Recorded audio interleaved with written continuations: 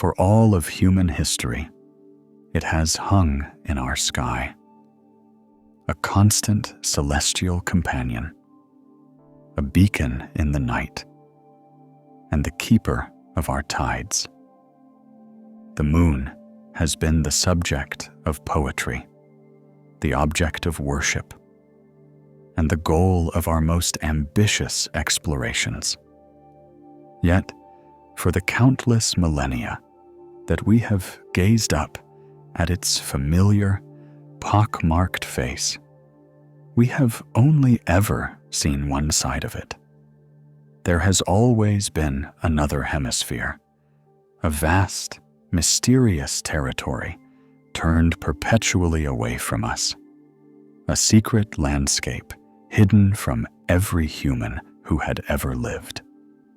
This enduring mystery is the result of a delicate cosmic dance known as synchronous rotation, or tidal locking, where the gravitational forces between Earth and the Moon have slowed the Moon's rotation over billions of years until its rotational period matched its orbital period, leaving one hemisphere forever facing us, and the other, the far side, forever facing the void of space.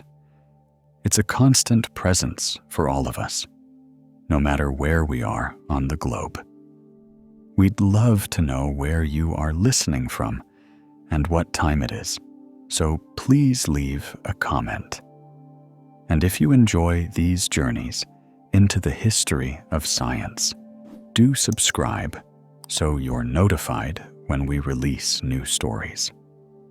For centuries, this hidden hemisphere was popularly and incorrectly known as the dark side of the moon. The name conjures images of a land of perpetual night, a realm of unending shadow. But the reality is far more interesting.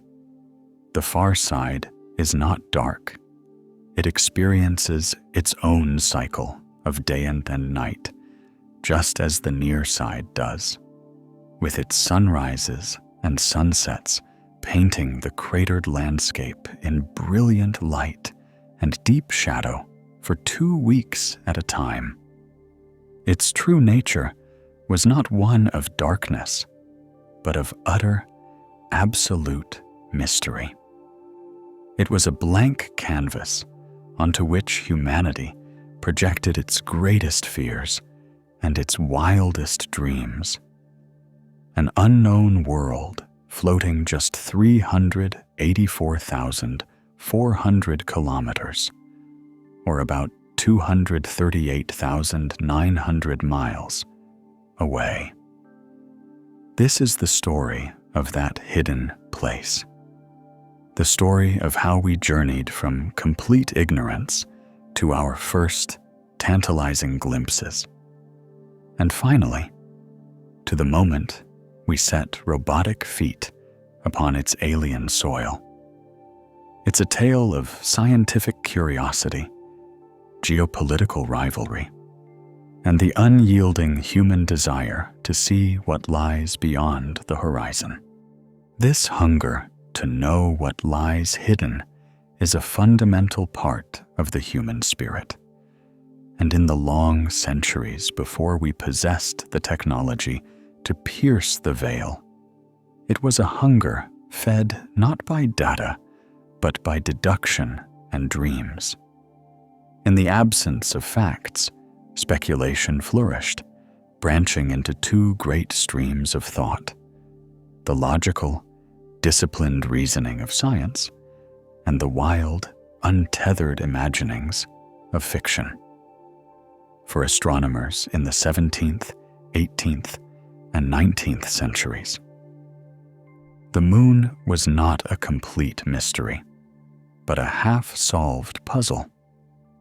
Following Galileo Galilei's revolutionary turn of his telescope toward the heavens in 1610, the near side had been transformed from a mystical silver disk into a tangible world. Cartographers of the moon, known as selenographers, meticulously mapped its visible face, charting the vast, dark plains that they mistook for seas, and named accordingly the Sea of Tranquility, the Ocean of Storms, the Sea of Rains. They measured the heights of its mountains, some towering to elevations of over 5,000 meters, or about 16,400 feet, and traced the brilliant, splash-like rays emanating from great craters like Tycho and Copernicus. But for every feature they mapped, the tantalizing question remained: what of the other side? The simplest assumption was one of uniformity, the idea that the far side was likely just more of the same: more craters, more mountains, more Maria. It was a reasonable, if unimaginative, starting point. But science rarely rests on the simplest assumption for long. A more profound and surprisingly prescient theory emerged in the mid-19th century from the German astronomer Peter Andreas Hansen.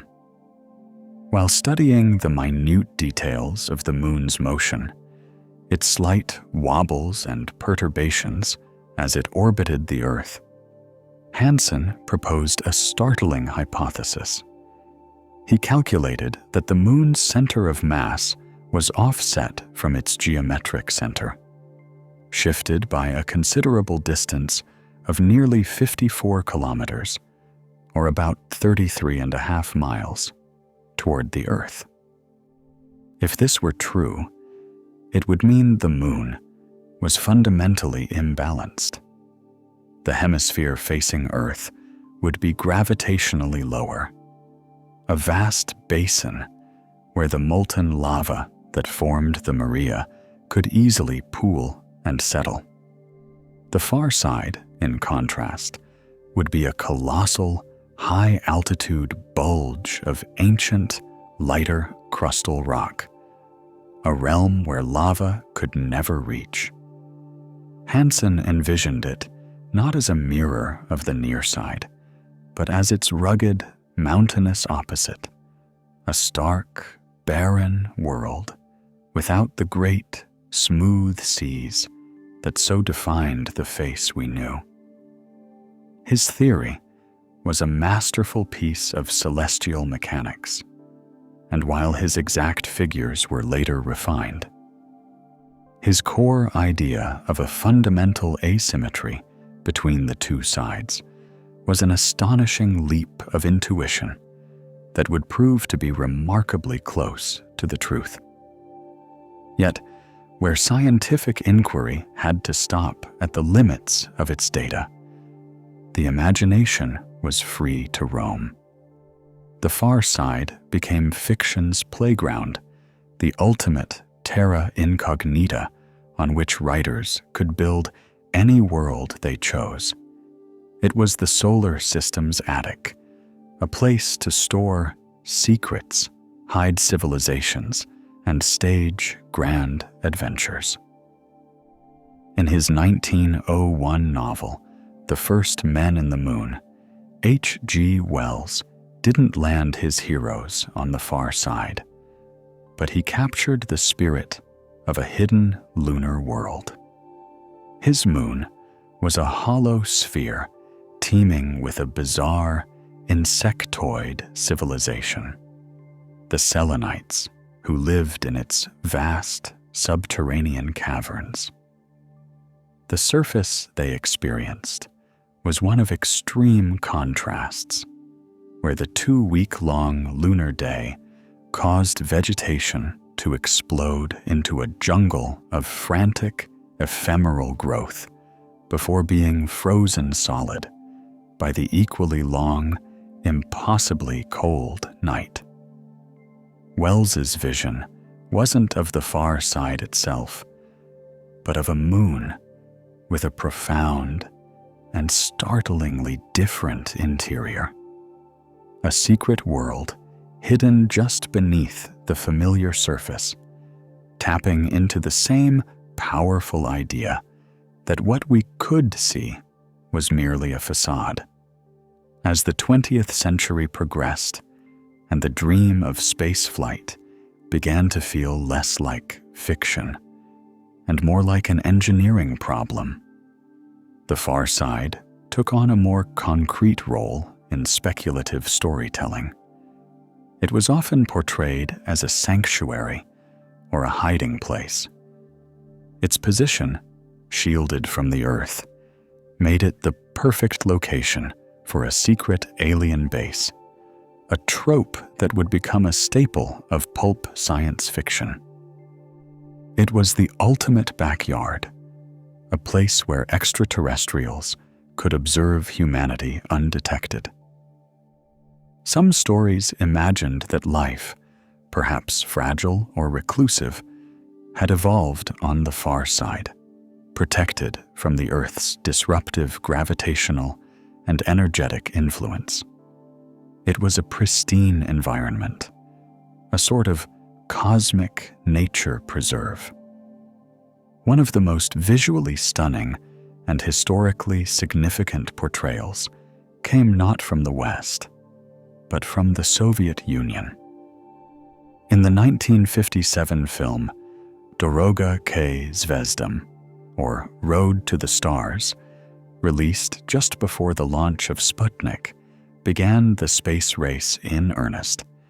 Director Pavel Klushantsev created a breathtaking vision of humanity's journey into space.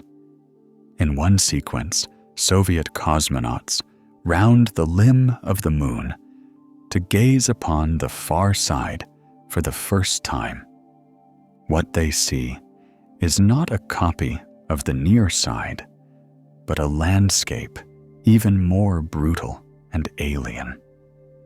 Klushantsev depicted it as a chaotic, jagged vista of mountains and craters, relentlessly peppered with impact sites and devoid of the smooth, dark plains that offered a visual respite on the Earth-facing hemisphere.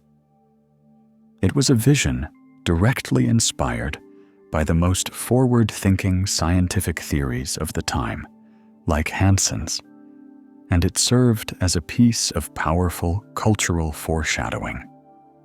It was a declaration of intent, a statement that the Soviet imagination was already exploring where its rockets would soon follow.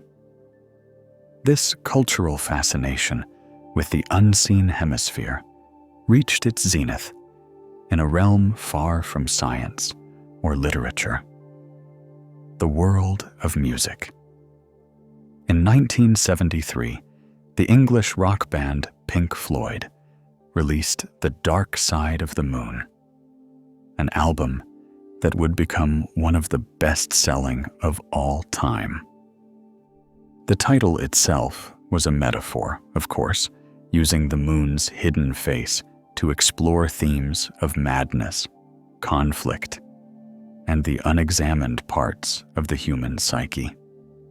It wasn't about astronomy, but it irrevocably cemented the dark side moniker in the global consciousness.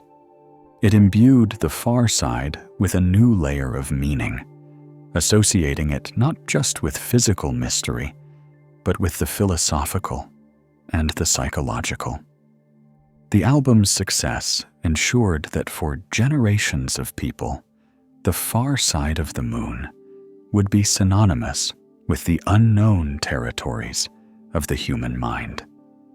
For decades, this was the state of our knowledge: a handful of scientific predictions, a universe of fictional fantasies, and a popular culture fascinated with a metaphor. The far side was a place of jagged mountains, of hidden alien bases, of explosive jungles, of psychological depth.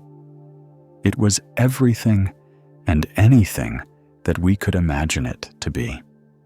But the era of pure speculation, of filling the void with nothing but intellect and artistry, was drawing to a close. The great radio telescopes were listening, the rockets were on their launch pads, and the inexorable pull of human curiosity was about to be answered. Soon, the grainy, ghost-like images transmitted across hundreds of thousands of kilometers of empty space would replace the colorful canvases of fiction with the stark, and in many ways, more astonishing truth. That stark and astonishing truth began its journey to humanity on the 4th of October, 1959, a date deliberately chosen for its potent symbolism, as it marked the second anniversary of the launch of Sputnik 1. From the Baikonur Cosmodrome in the desolate steppes of Kazakhstan, a rocket clawed its way into the sky, carrying inside its nose cone a small, unglamorous object that would forever alter our map of the cosmos. This was the Soviet Union's Avtomaticheskaya Mejplanetnaya Stantsiya, or Automatic Interplanetary Station, which the world would come to know as Luna 3. It was not a creation of elegant lines or futuristic grace. It was a machine built for a single, audacious purpose. The main body was a canister, a cylinder just over 130 centimeters, or about 4 feet 3 inches, long, sealed and pressurized like a tiny submarine to protect its delicate electronics from the vacuum of space. Sprouting from its sides were antennas, and embedded in its hull were small nitrogen gas jets for orientation and a collection of scientific sensors to measure radiation and micrometeoroids. But the soul of the machine, the reason for its entire existence, was housed in the upper part of the cylinder. It was a remarkable piece of electromechanical ingenuity called the Yenisei 2 photo television system. In an age before digital sensors, the challenge of taking a picture in deep space and sending it back to Earth was monumental. The Soviet engineers had devised a brilliant, if mind-bogglingly complex, solution. They had essentially launched a fully automated, robotic photographer and darkroom into the void. The camera itself was a dual-lens system, with a 20mm focal length lens for a wide-angle view and a 50mm lens for a more detailed shot. It used special 35mm isopanchrome film manufactured by the American company Eastman Kodak, which had been specifically chosen for its resistance to the cosmic radiation that would otherwise fog the images. When the time came, the probe would take a series of photographs on this physical film. And then, hurtling through space hundreds of thousands of kilometers from home, it would have to develop it. Inside Luna 3 was a miniature chemical processing lab. It contained tiny tanks of developer and fixer fluids that would be automatically pumped into a processing chamber to develop the film negatives, which would then be passed through a drying unit. The entire process, from exposure to finished negative, was a marvel of automation, a sequence of events that had to work perfectly. with no hope of human intervention. Once the negatives were ready, a cathode ray tube, much like the one in a mid-20th century television set, would scan a focused beam of light across each frame.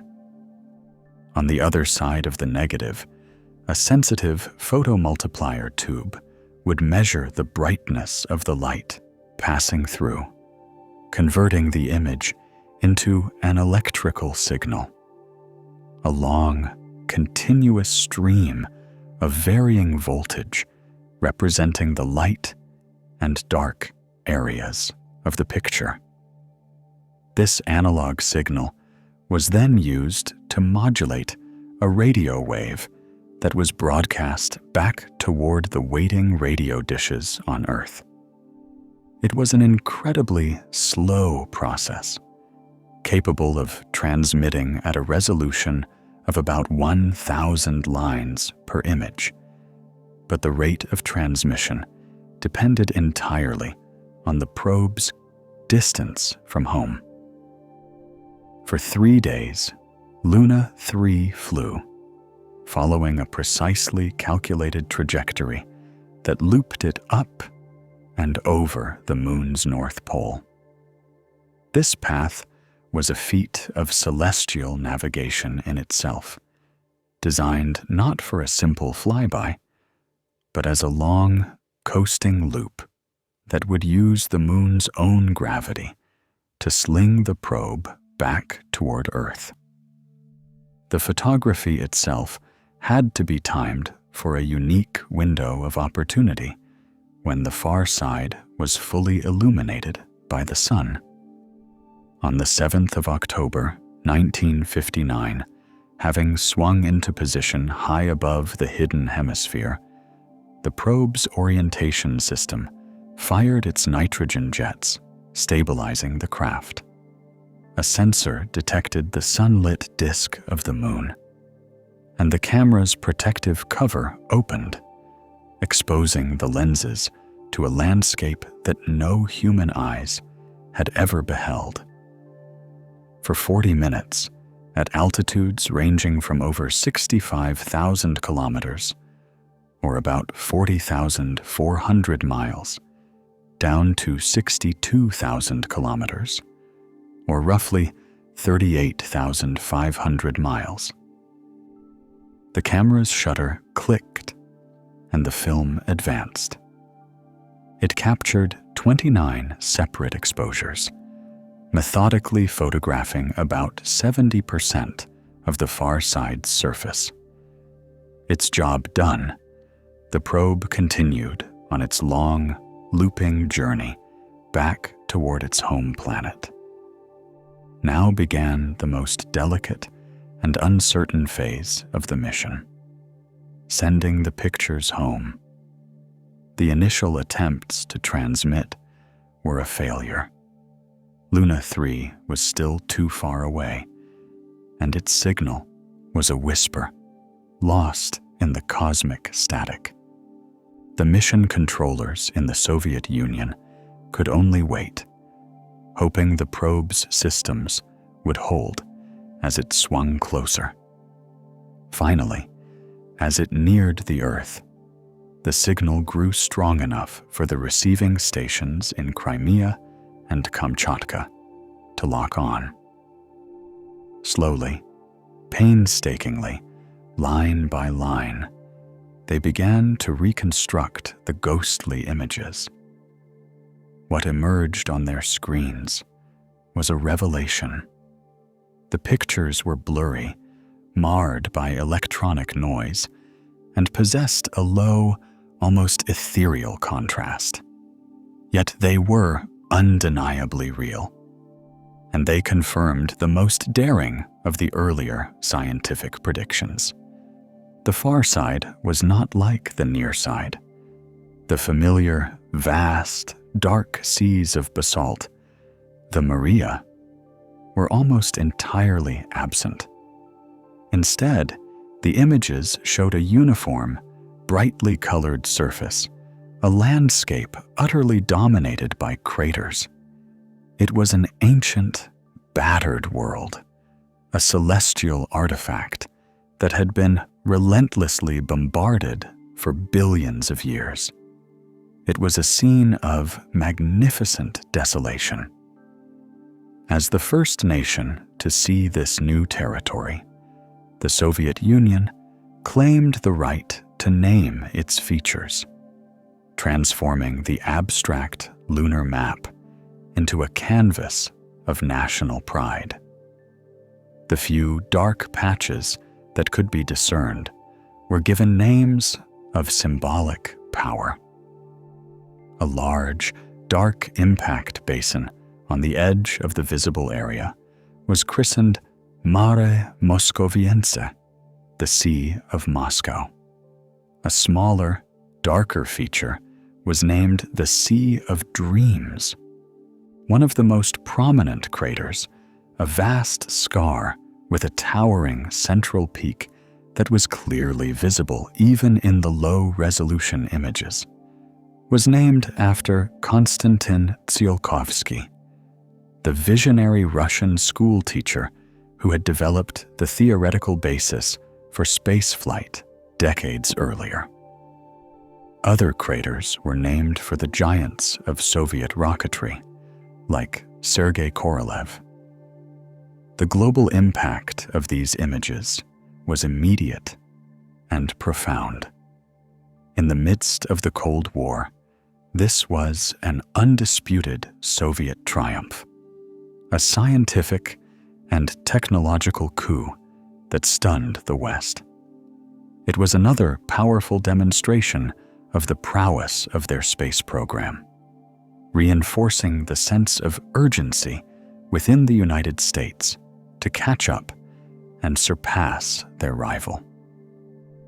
But beyond the geopolitics, the grainy photographs from Luna 3 had fundamentally changed our relationship with the Moon. It was no longer a body with a hidden side. It was a complete world, mapped in its entirety for the first time. The centuries of speculation were over. The mystery had been solved, but in its place stood a far more complex and compelling scientific puzzle. The far side was not a mirror of the near side, nor was it a world of aliens or fantastic jungles. It was a geologically distinct hemisphere. And now, scientists were faced with the monumental question: why? Why would one half of a world be so profoundly different from the other? The answer to that question lies not in a single cause, but in a chain of events stretching back billions of years, to the very moment of the Moon's violent birth. When the grainy images from Luna 3 were combined with later, more detailed maps from subsequent probes, the starkness of the dichotomy became undeniable. The near side, the face we see, is marked by vast, dark, smooth plains of volcanic rock. These are the Maria, which cover nearly a third of the Earth-facing hemisphere, creating the familiar patterns that cultures have interpreted as the man in the moon, or a rabbit, or a reading woman. They are the result of ancient cataclysms, where colossal asteroids, some over 100 kilometers, or about 62 miles, in diameter, struck the moon with enough force to crack its crust and allow molten rock from the deep interior to well up and flood the impact basins, eventually cooling into vast, flat sheets of dark basalt. The far side, by contrast, is almost entirely devoid of these features. It is a brilliant, pale, and unrelentingly rugged world. only about 1% of its surface is covered by Maria. The rest is a seemingly endless expanse of highlands, a chaotic jumble of craters upon craters, a landscape saturated with the scars of 4.5 billion years of cosmic bombardment. It is the moon in its most primal state, a surface of ancient, light-colored rock known as anorthosite, which forms the original lunar crust. The question, therefore, deepens. Why did the lava flow on one side and not the other? The prevailing theory, a story pieced together over decades of research and computer modeling, is as elegant as it is dramatic. It begins with the simple fact that the moon's crust is not uniform. The crust on the near side is significantly thinner, averaging a thickness of around 60 kilometers, or about 37 miles.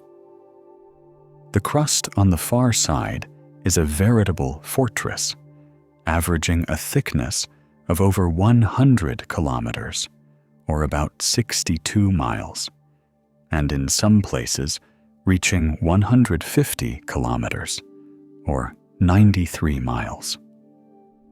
This disparity is the key.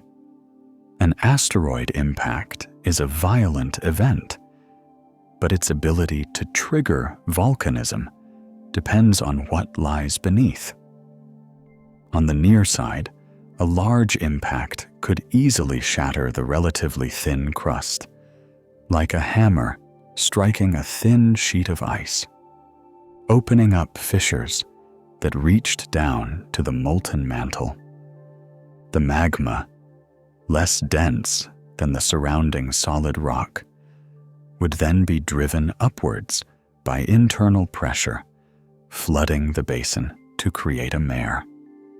On the far side, that same asteroid would strike a crust more than twice as thick. It would create a similarly massive crater, but it would not have the energy to punch all the way through. The immense thickness of the anorthositic rock would absorb the shock, leaving a deep and impressive scar, but failing to breach the mantle, keeping the subterranean oceans of lava safely locked away. This explains the how, but it inevitably leads to an even more fundamental why. Why is the crust so much thicker on one side? The answer takes us back to the furnace of the moon's creation. The leading scientific consensus, the giant impact hypothesis, posits that the moon was formed from the debris ejected when a Mars-sized protoplanet, sometimes called Theia, slammed into the very young Earth. This cataclysm created a ring of superheated rock and vapor around our planet, which quickly coalesced to form the moon. In its infancy, the moon was a molten or partially molten sphere, orbiting an Earth that was itself still glowing with the incandescent heat of its own formation and the energy of the recent collision. Almost immediately, in cosmic terms, the moon became tidally locked, its rotation slowing until one side perpetually faced this colossal, radiant furnace that was the early Earth. This created a profound thermal imbalance. The near side, forever bathed in the intense infrared radiation from a planet thousands of degrees hot, was kept in a warmer, more molten state for a much longer period. The far side, by contrast, was in a cosmic shadow, facing away into the world of deep space. It was able to cool and solidify much more rapidly. This difference in cooling rates had a dramatic consequence for the moon's geology. In the molten soup of the early moon, heavier elements, like iron and titanium, tended to sink toward the core, while lighter elements, particularly aluminum and calcium, floated toward the surface. These lighter elements are the building blocks of the anorthosite rock that forms the lunar highlands. In the cooler environment of the far side, these elements could condense from a vapor state and solidify into rock more easily. The far side, shielded from Earth's relentless heat, became the preferential site for crust formation. A vast, thick shell of pale anorthosite began to build up there, while the near side remained hotter and more fluid. It was as if the Earth's heat was blowing the ingredients for crust-making minerals across to the far side, where they could settle and accumulate. This process, occurring over millions of years, resulted in the fundamental asymmetry we see today. A near side with a thinner crust, and a far side with a thick, ancient shell. Yet, even this rugged fortress of a far side is not entirely without its own grand features. It is home to the most monumental impact structure on the entire moon. A feature so vast it dwarfs all others. The South Pole Aitken Basin. Discovered in the 1960s, but not fully understood until the age of modern orbiters, it is an immense wound in the lunar surface, one of the largest recognized impact structures in the entire solar system. It stretches across an astonishing 2,500 kilometers, or nearly 1,600 miles, in diameter, and plunges to a depth of over 13 kilometers, or about 8 miles, from its rim to its floor. This is not merely a crater, it is a geological province unto itself. The impact that created it, which occurred over 4 billion years ago, was an event of almost unimaginable violence. An object likely 200 kilometers, or 124 miles, wide, struck the moon's southern hemisphere. Even through the immensely thick crust of the far side, this impact was so powerful that it managed to dredge up material from the moon's upper mantle. For this reason, the floor of the South Pole Aitken Basin is geologically distinct from the surrounding highlands, showing a higher concentration of iron and titanium. While it never experienced the widespread lava flooding that created the near-side Maria, its unique composition provides scientists with a precious window, a direct glimpse into the otherwise hidden layers of the moon's interior. The basin stands as the great exception that proves the rule, a testament to the sheer scale of the force required to even begin to alter the fundamental character of the far side's ancient, thickened crust. The dichotomy of the moon, therefore, is not a matter of chance. It is a fossilized record of its birth, a story written in rock and relief, telling of a time when it orbited a radiant young Earth whose searing heat sculpted its two faces into profoundly different worlds. This story, written in rock, was, for a time, understood only through the dispassionate language of gravitational physics and the ghostly black and white signals sent back by robotic probes. But by the late 1960s, the crescendo of the space race was building, and humanity was preparing to send its own emissaries, men who would witness this ancient dichotomy, not as data on a screen, but as a panorama of overwhelming reality. On the 21st of December, 1968, the most powerful rocket ever built, the Saturn V, thundered away from the Florida coast, lifting the Apollo 8 mission and its three-man crew. Commander Frank Borman, Command Module Pilot Jim Lovell, and Lunar Module Pilot Bill Anders, out of Earth's atmosphere and onto a trajectory for the Moon. Their mission was an audacious gamble. Originally planned as an Earth orbit test for the new lunar module, the flight was pushed to a full lunar orbital mission when the landing craft fell behind schedule. The Central Intelligence Agency had reported that the Soviet Union was preparing its own circumlunar flight, and in a bold move, the National Aeronautics and Space Administration decided to send Apollo 8 all the way to the Moon to claim the prize of being first. For 3 days, the astronauts journeyed through the 250,000-mile void. Then, on Christmas Eve, they prepared for the most critical maneuver of their flight: lunar orbit insertion. This required them to fire their main engine for a precise duration while on the far side of the Moon, completely out of contact with Earth. If the engine burned for too long, they would crash into the lunar surface.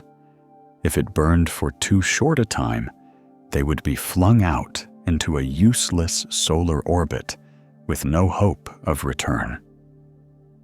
Everything depended on the skill of the crew and the reliability of their spacecraft. As their capsule, the command module, Yankee Clipper slipped behind the edge of the Moon, the radio link with Mission Control in Houston went silent. The static that replaced the familiar voice of the capsule communicator was a profound announcement. For the first time in history, human beings were utterly alone, cut off from their entire species, shielded by a celestial body nearly 3,500 kilometers, or almost 2,200 miles, in diameter. Jim Lovell would later describe the feeling as being like a passenger on a ship sailing behind an island with no knowledge of what was on the other side. They were the sole inhabitants of their own tiny world, a cone-shaped craft filled with the hum of electronics and the sound of their own breathing, adrift in a silence that was absolute. Then, through their small, triangular windows, they saw it, the far side of the Moon. It was not the romantic, mysterious place of fiction. It was a brutal, alien landscape that rolled beneath them from an altitude of just over 110 kilometers, or about 68 miles. Bill Anders, the mission's designated photographer and geologist, described it with a stark lack of poetry, saying it looked like a dirty beach or a sand pile his children had been playing in for a long time. It was, he said, utterly without color. The sunlight striking the surface was so harsh and unfiltered by any atmosphere that it bleached the landscape into a monotonous and overwhelming palette of grays, whites, and deep, sharp blacks. The vista was a chaotic testament to billions of years of cosmic violence. Craters were everywhere, not just scattered across the surface, but piled one on top of the other. A landscape so saturated with impacts that every new crater seemed to obliterate an old one. There were no familiar Maria, no smooth plains to offer visual respite. It was a uniform and unceasing terrain of rugged, battered highlands, exactly as the probes had suggested, but rendered with a terrifying clarity and scale that no robotic camera could ever convey. For the 34 minutes of that first pass, and for the 9 subsequent orbits they would make, the astronauts were a tiny, lonely satellite of the moon. They worked methodically, calling out navigation checks, photographing targets of interest, their training overriding the sheer strangeness of the situation. They saw the giant crater Tsiolkovsky, its dark, mare-like floor and dramatic central peak, a prominent landmark, just as it had been in the grainy Luna 3 photographs nearly a decade earlier. They soared over mountains and crater walls that cast impossibly long, sharp shadows across the desolate ground. The experience was a mixture of intense operational focus and a growing, profound sense of their own isolation. Here was a world completely hostile to life, a place of silent, ancient desolation. And then, as they completed their 4th orbit, a moment of unplanned, transcendent beauty occurred. Frank Borman was rotating the spacecraft when, through the window, Bill Anders caught a glimpse of something that was not gray, not white, not black. It was a flash of brilliant blue and white. It was the Earth, rising above the stark, dead lunar horizon. The sight was so stunning, it momentarily broke their professional composure. For the first time, they were seeing their home not as a vast, overarching sky or a curved line seen from low orbit, but as a planet, a fragile, vibrant, and utterly beautiful marble of color hanging in the blackness of space. Scrambling for a roll of color film, Anders framed what would become one of the most iconic photographs in human history, Earthrise. That single image of a living, colorful world rising above a dead, monochrome moon had a powerful effect on the human psyche. It showed the stark contrast between the desolation of the wider cosmos and the precious rarity of our own world. The astronauts of Apollo 8 had journeyed farther than any human in history, and in doing so, had discovered the Earth. On Christmas Eve, they held a live broadcast showing the world the lunar surface passing below and reading the first 10 verses from the book of Genesis. It was a message of peace and hope, broadcast from the loneliest outpost humanity had ever established. After 20 hours and 10 orbits, they once again fired their engine while behind the moon, a perfect burn that propelled them out of lunar orbit and back toward home. When their signal was reacquired by a jubilant mission control, the success of the burn was confirmed, and the world knew that its first emissaries to the moon were safely on their way back. The crews of the Apollo missions that followed, 10, 11, 12, and all the others, would repeat this experience, the ritual loss of signal, the passage over the rugged far side, the awe of witnessing an Earthrise.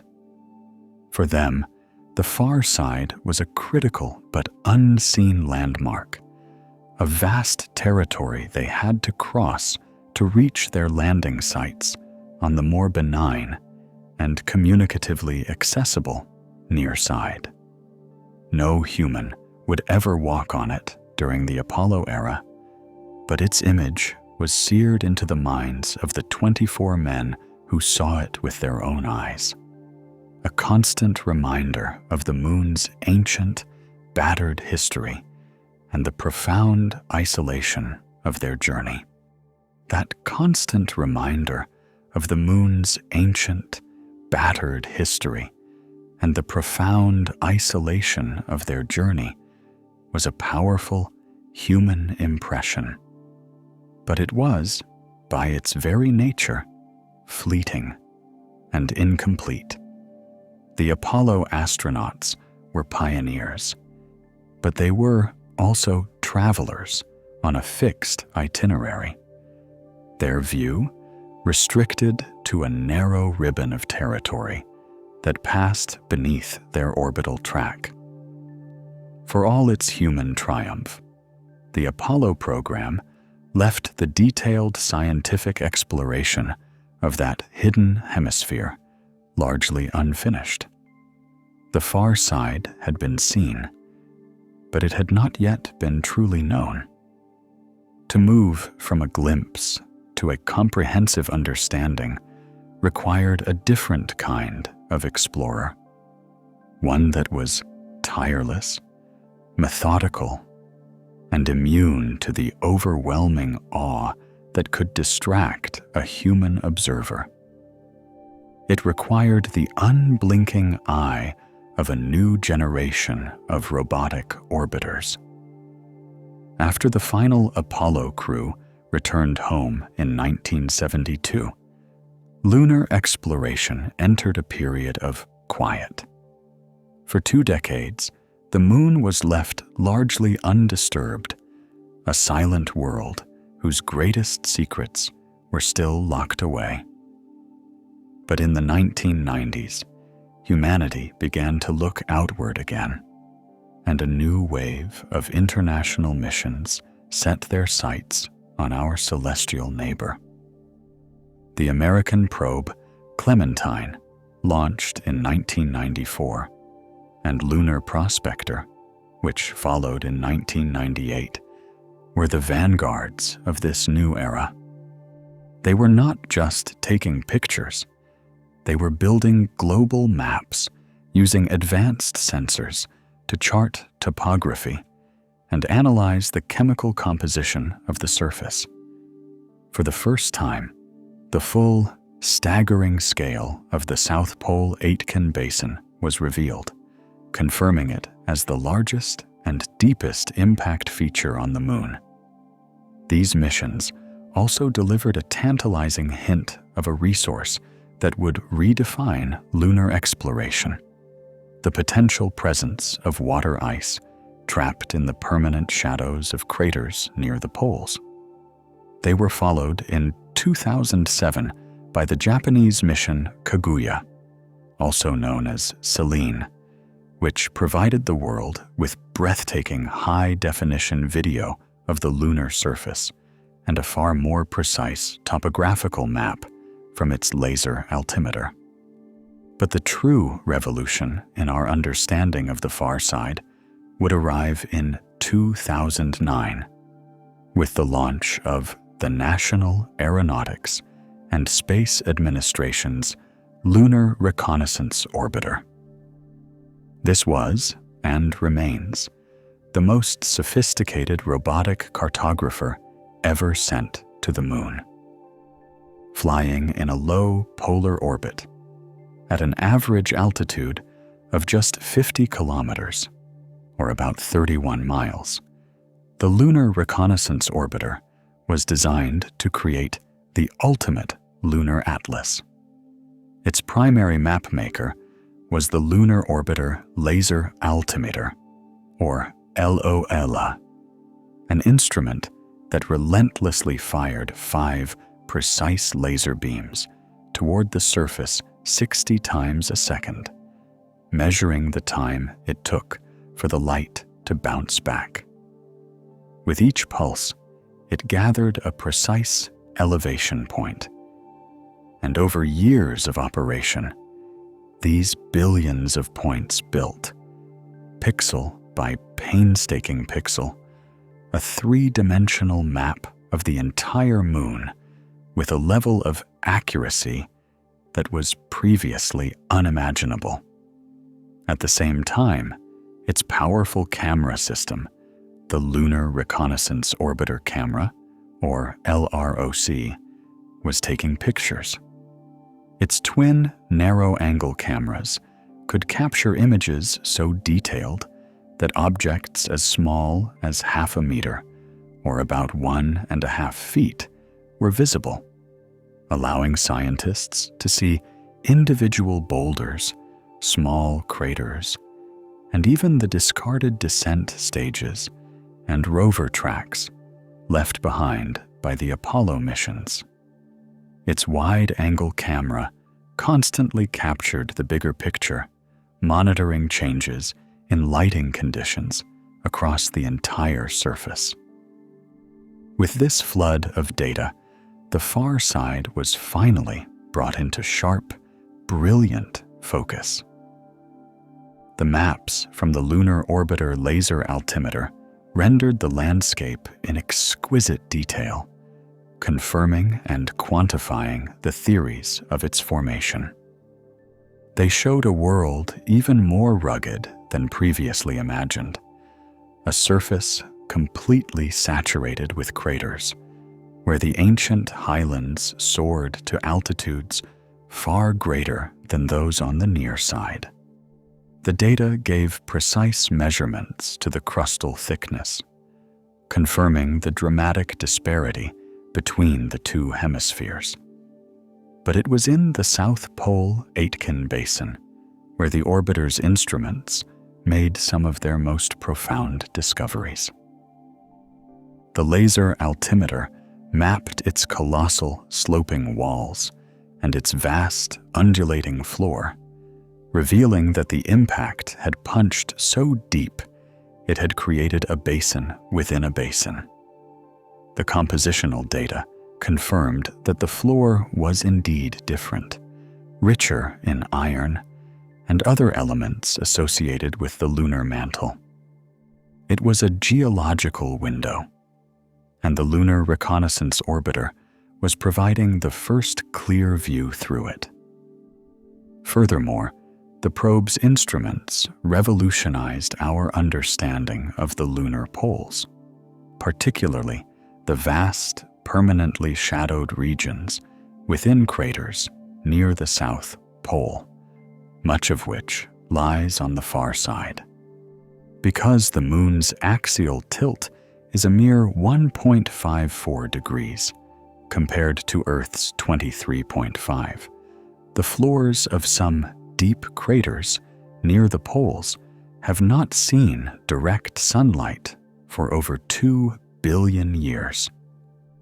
The Lunar Reconnaissance Orbiter's diviner instrument, a radiometer, measured the temperatures in these areas and found them to be among the coldest places in the entire solar system, plummeting to below minus 240 degrees Celsius, or minus 400 degrees Fahrenheit. These permanently shadowed regions are perfect cold traps. Any water molecules delivered by comets or asteroids over billions of years that happened to find their way into these craters would be instantly frozen and trapped, unable to be broken apart by solar radiation or boiled off into space.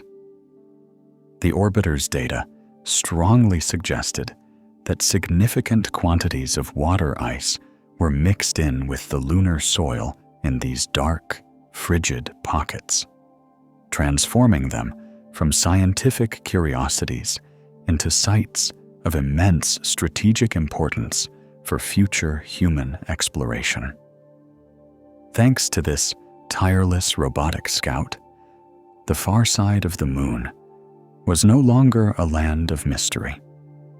It had become one of the most thoroughly mapped objects in the solar system. Its every mountain, crater, and rill documented with breathtaking precision. The maps were so complete that planetary scientists could now trace the history of the surface, distinguishing older, more degraded craters from newer, sharper ones, and building a timeline of the relentless bombardment it had endured. The far side was no longer a mystery to be solved, but a destination to be reached.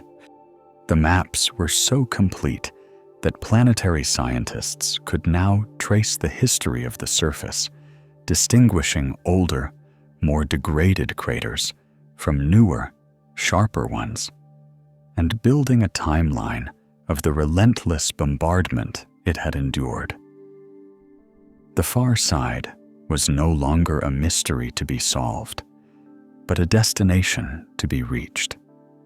Yet reaching that destination presented a monumental challenge, a fundamental problem of physics that had, for 60 years, kept the hidden hemisphere's surface entirely free of human artifacts.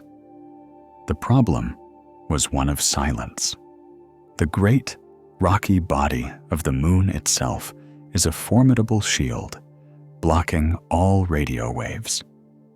Any spacecraft descending onto the far side would be plunged into a communications blackout the moment it slipped behind the lunar limb, severing its link with mission controllers on Earth.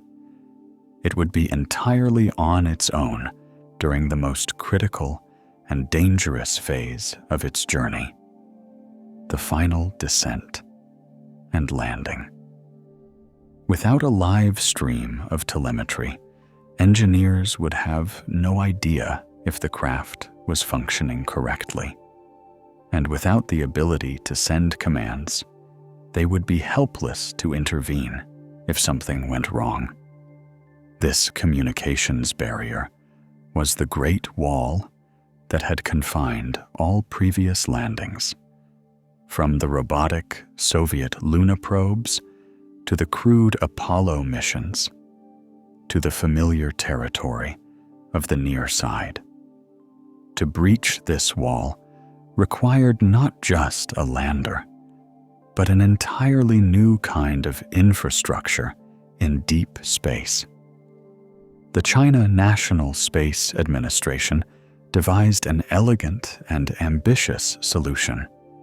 Long before their lander ever left the Earth, they first had to establish a permanent communications link. In May of 2018, they launched a dedicated relay satellite named Queqiao, or Magpie Bridge. The name was drawn from a beautiful and ancient Chinese folktale in which a flock of magpies forms a bridge across the sky, allowing two celestial lovers, the weaver girl and the cowherd, to meet for a single night each year. This new Queqiao would be a bridge not for lovers, but for radio signals, a permanent link across the silent void. The satellite was not placed in a simple lunar orbit. To do its job, it needed to be able to see both the landing site on the far side and the tracking stations on Earth at the same time, something impossible from a standard orbit. Instead, it was sent on a journey of 1.5 million kilometers, or about 930,000 miles, beyond the moon to a point of gravitational stability in space known as the Earth Moon, Lagrange Point 2. At these special points, the gravitational pull of the Earth and the Moon combine in such a way that a small object can maintain a fixed position relative to them, essentially orbiting the Sun in lockstep with the Earth-Moon system. From its distant, lonely halo orbit around this invisible point in space, Queqiao had a constant, uninterrupted view of both the entire far side of the Moon and its home planet, Earth. It was the perfect celestial switchboard, ready to catch signals from the far side and relay them home. With this critical piece of infrastructure in place, the stage was set for the main event. On the 8th of December, 2018, a Long March 3B rocket lifted off from the Xichang Satellite Launch Center, carrying the Chang'e 4 lander and its companion rover, Yutu-2, or Jade Rabbit 2. These names, too, were steeped in mythology, referencing the goddess Chang'e, who, according to legend, flew to the Moon and lives there with her pet, the Jade Rabbit. This was the sequel to a successful near-side landing mission, but its destination made it infinitely more complex. The chosen landing site was a testament to the mission's scientific ambition. The von Karman crater, a relatively flat-floored impact crater about 180 kilometers, or 112 miles, in diameter. But what made it truly special was its location. The von Karman crater lies within the northern part of the colossal South Pole Aitken Basin, the ancient and immense wound that offered a glimpse into the Moon's deep interior. By landing here, scientists hoped to study rocks that may have been excavated from the lunar mantle by the gigantic impact that formed the basin billions of years ago. After a 26-day journey, on the 3rd of January 2019, Chang'e 4 began its final autonomous descent. The world could not watch in real time. All humanity could do was wait for the signals to cross the immense distance from the lunar surface to the Queqiao satellite, and then back to Earth. The lander fired its main engine, slowing its orbital velocity and beginning its fall. As it descended, it navigated using its own internal suite of sensors, its onboard computer processing the terrain below and adjusting its trajectory. In the final 100 meters, or about 330 feet, it hovered, scanning the ground for hazards like large boulders or steep slopes, before selecting a safe, flat spot to touch down.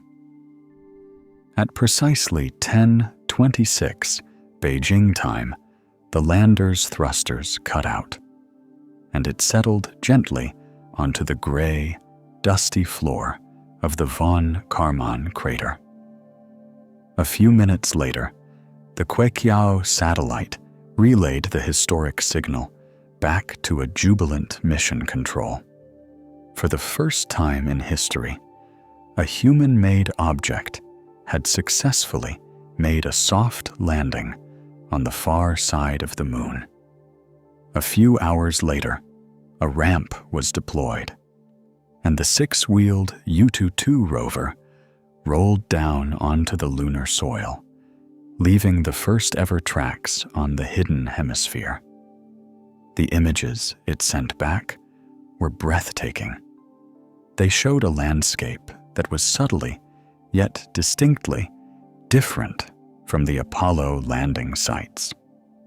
The ground was littered with more small craters and covered in a fine, seemingly more porous soil.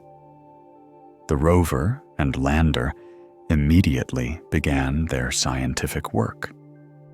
The lander's instruments included a German-built experiment to measure space radiation, a crucial piece of data for planning future human missions. It also carried a low-frequency radio spectrometer designed to take advantage of the unique radio-quiet environment of the far side to listen to the faint whispers of the universe, unhindered by the constant roar of radio noise from Earth.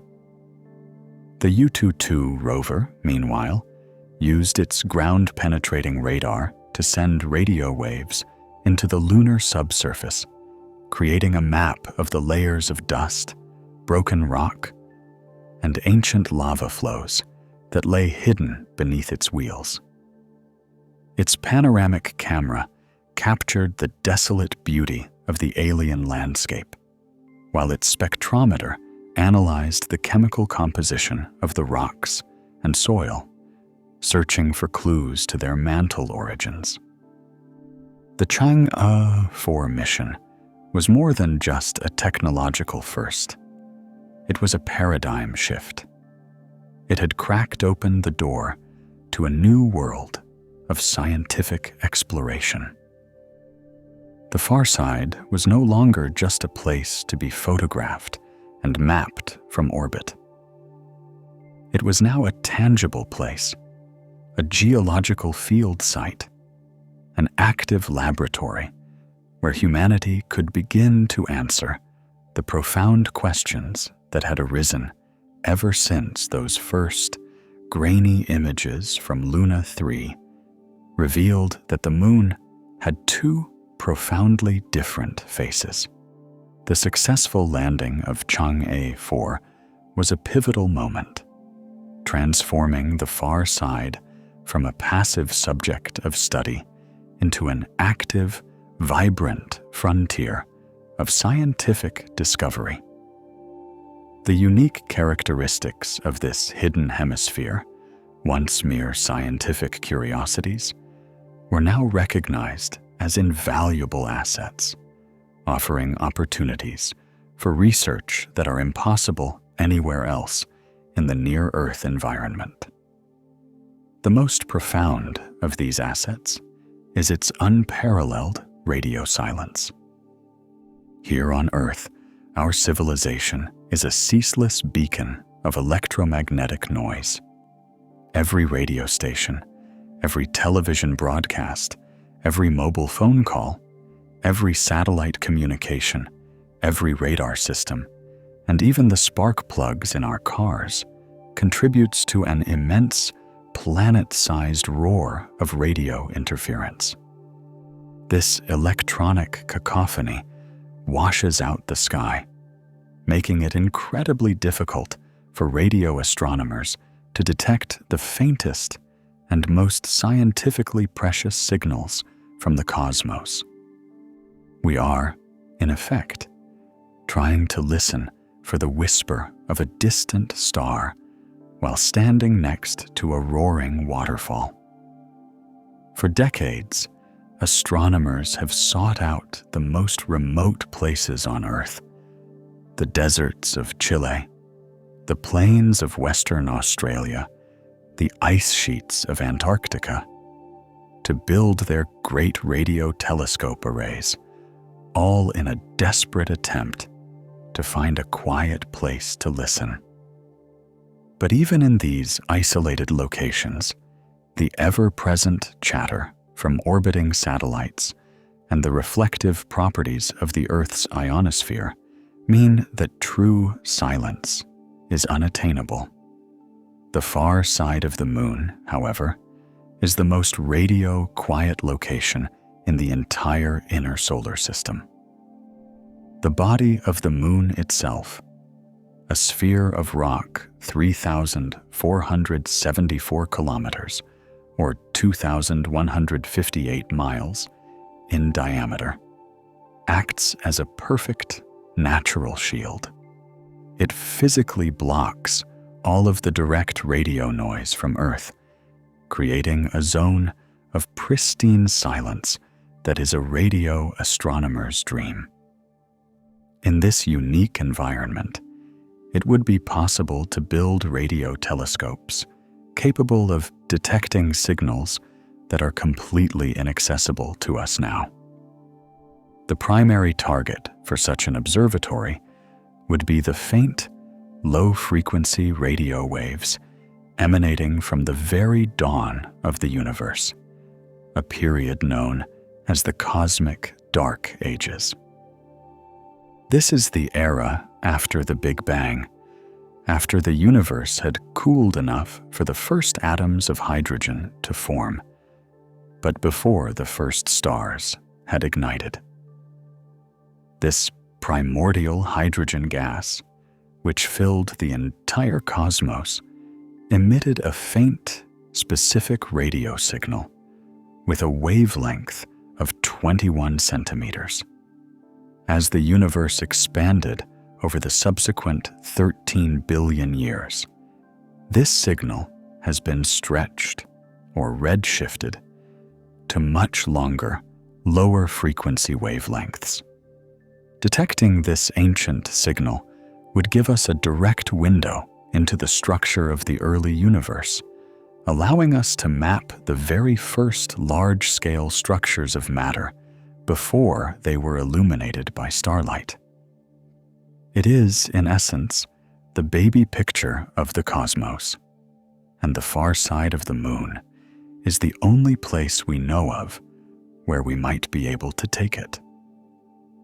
The Chang'e 4 lander's low-frequency spectrometer was the very first step in this grand endeavor, a pathfinder experiment designed to characterize the radio environment and prove the concept. Future plans from space agencies around the world envision far more ambitious projects. Arrays of simple dipole antennas laid out across kilometers of lunar dust, or even a giant radio dish built into one of the far side's many conveniently bowl-shaped craters. Beyond its radio silence, the far side is also a unique and invaluable geological archive. The near side has been extensively resurfaced by the vast lava flows that formed the Maria. While these are geologically interesting in their own right, they have buried much of the moon's older history beneath a thick blanket of basalt. The far side, by contrast, is a purer, more ancient landscape. Its surface is a library of the solar system's history, with each of its countless craters representing a chapter written by an incoming asteroid or comet. By studying the density, size, and state of degradation of these craters, scientists can reconstruct the history of impacts in the Earth-Moon system with unparalleled precision. This is not just lunar history. It is our history. The same bombardment that scarred the far side also rained down upon the early Earth, delivering water and organic compounds that may have been crucial for the origin of life, while also posing a constant existential threat. But on Earth, the ceaseless action of plate tectonics, wind, and water has erased almost all of the ancient craters, leaving our planet's early history almost completely blank. The far side of the moon, geologically quiet and lacking an atmosphere, has preserved that record perfectly. It is a witness plate, a fossilized record of the cosmic environment in which life on Earth emerged. Furthermore, the immense South Pole Aitken Basin is a natural laboratory for understanding the formation and evolution of planetary bodies. The sheer violence of the impact that created it dredged up materials from deep within the moon, exposing a cross-section of the lunar interior that would otherwise be inaccessible. The samples analyzed by the Yutu-2 rover in the von Karman crater are just the beginning. Future robotic or even human missions could collect samples of this exposed mantle material, giving us our first direct look at the building blocks of a terrestrial world's interior. This would provide invaluable ground truth for our models of how planets differentiate into a yaru, mantle, and crust, a fundamental process that has shaped every rocky world in our solar system, including our own. Finally, the far side offers a unique platform for studying the Sun and the wider heliosphere. The Moon has no global magnetic field and a virtually non-existent atmosphere. This means that the solar wind, the constant stream of charged particles flowing from the Sun, strikes its surface directly and unimpeded. Instruments placed on the far side could study these particles in their purest state, without the complex interference of a planetary magnetosphere like Earth's. This would provide a clearer understanding of the Sun's behavior and the dynamics of the space environment through which our planet travels. From a key to the dawn of the universe to a record of our own origins, the scientific value of the far side is immense. It is a treasure trove of information, a place where the fundamental questions of astronomy, geology, and astrobiology converge. It is no longer the dark side, a place of myth and mystery, but a bright beacon of scientific promise, a new frontier beckoning us to explore, to listen, and to learn. Thus, our journey to the far side of the Moon mirrors our own journey of intellectual and technological evolution. For all but the last sliver of human history, it was a perfect and absolute unknown, a concept that existed only in the realms of abstract deduction and unfettered imagination. It was a place of myth, a symbol for the hidden, the mysterious, and the unseen parts of ourselves. Then, in a flash of technological brilliance, a grainy, ghostly image crossed the void, and the myth was replaced by a stark and alien reality. The first human eyes that gazed upon its battered, colorless terrain saw not a secret world, but a magnificent desolation, a sight that paradoxically revealed the breathtaking beauty and fragility of our own home. Over the decades that followed, we methodically peeled back its remaining layers of mystery, not with human eyes, but with tireless, robotic emissaries that mapped its every crater and mountain in exquisite detail. We transformed it from a blank space on our celestial charts into one of the most thoroughly understood landscapes beyond the Earth. And finally, With the quiet touchdown of a robotic lander and the first lonely tracks of a rover, we made it a tangible place, a world we could not only see, but touch and study. The story of the far side has therefore been a relentless march from ignorance to knowledge. We now know why it is so different from the face we see, its character forged in the searing heat of the newborn Earth and preserved for billions of years.